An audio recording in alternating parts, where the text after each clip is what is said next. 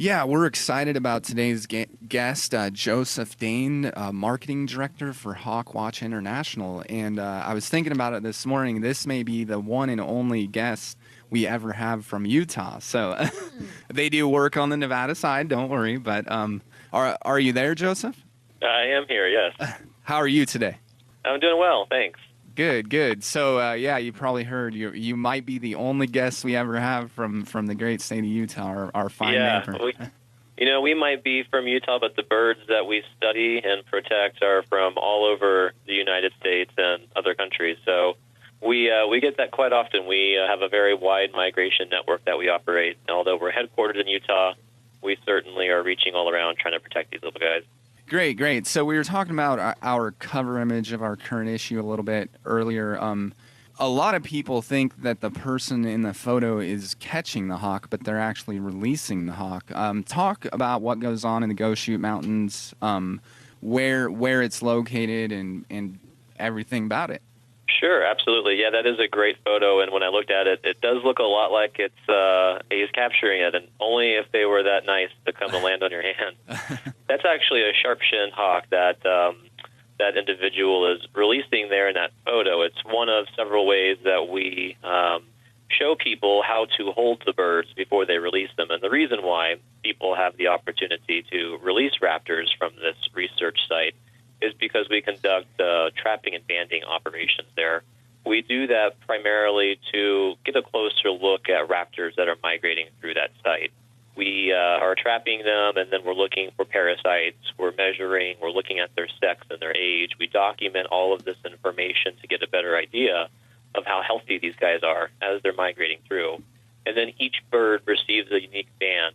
And that is not unique to us. This is actually a national registry, a database that these bands go into, so that if this bird is captured somewhere else or is found dead, you can look it up and see how long ago it was banded, where it was banded, and it gives you vital information. So several times we'll find birds of ours or other birds that are found perhaps electrocuted somewhere, and then it gives us an idea of how long they've been alive, where they died, how they died, and so that information is shared. And it's something we do at about 3 of our sites. But to speak specifically about the Go Shoot site, it is one of our longer operated sites. We operate a site, a network of 8 sites across the Intermountain West. We're primarily looking at the Intermountain West corridor. There's a Rocky Mountain Flyway that we tend to monitor through our Montana site in conjunction with the Montana Audubon, one of our partners up there who helps operate the Bridger site. Then we're also looking at the Pacific Flyway up in the Cascade Mountains. We have 2 sites up there, one at Bonnie Butte in Oregon, one at the Chelan Ridge in Washington.